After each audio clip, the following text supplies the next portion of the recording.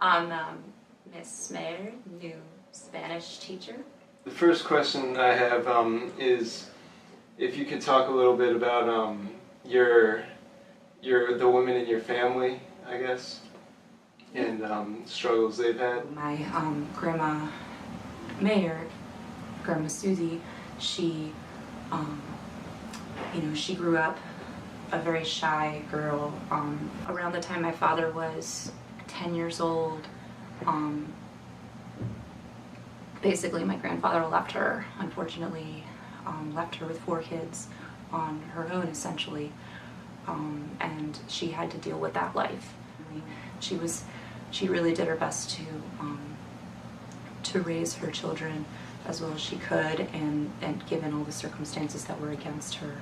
And the most extraordinary thing of all, she was so forgiving and loving. She was so gracious towards my grandfather. I will always be very admiring of that particular combination of the quietness and the shyness, but then the strength of character that lies behind that, the ability to let go. My grandmother, Marta Riquelme, so Cuban side, she was in a lot of ways kind of the opposite of my grandmother, Susie Mayer.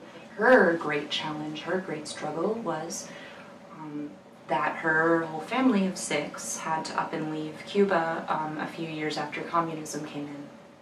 And they went from having a middle-class existence, a comfortable middle-class existence, to at one point living in a garage, working so hard every day of her and my grandfather's lives to raise their 4 kids. My grandma Riquelme was far from a quiet woman, but she was one with a great deal of character as well. She was constantly calling, reaching out to other people to counsel them. She died recently over Christmas break, or actually just after Christmas break.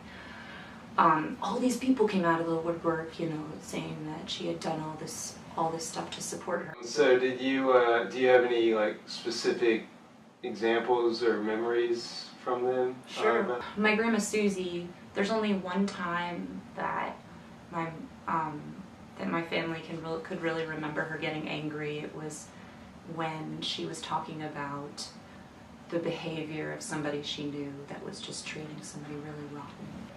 As a woman, as a person in general, as a person who tries to be a Christian, it is so hard sometimes to hold back from getting annoyed at little things. My grandma Marta, there's countless examples. I mean, she was always sending little inspirational cards or prayers to people and photos, just things. So if you had one thing to say for students at St. Christopher's just about women or women's understanding women, what would you say?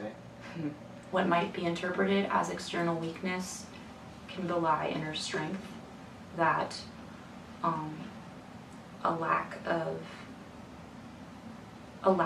physical strength, or even a lack of expressed emotions, might not mean that the person's not strong, and in fact is very strong in holding back or in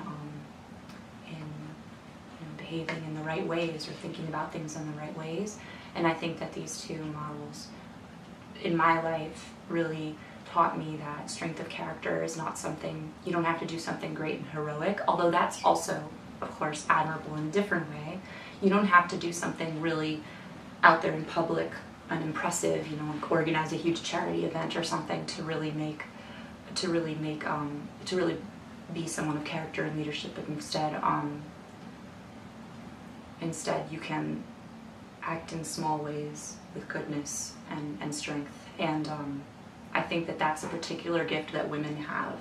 They're not always, that throughout history they're maybe not always celebrated for, but they do have had that gift.